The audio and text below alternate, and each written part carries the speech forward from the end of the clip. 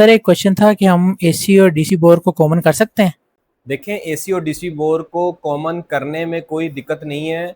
आपको बेसिक पहली वजह तो मैं ये बता दूं कि एसी और डीसी बोर में फ़र्क भी कोई नहीं होता। ये इनकी कोई इंजीनियरिंग में फ़र्क नहीं है कि अगर एसी बोर कर रहे हैं तो उसके लिए कुछ और इक्विपमेंट यूज़ होता है और डीसी बोर कर रहे हैं तो और इक्विपमेंट यूज़ होता है।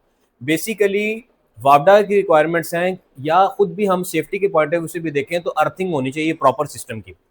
हाँ, जब आप उनको दो बोर करके उनको आपस में कॉमन करेंगे, उसका बेनिफिट क्या होगा? उसका बेनिफिट ये होगा कि आपकी जो रेजिस्टेंस वैल्यू है वो कम से कम आ जाएगी।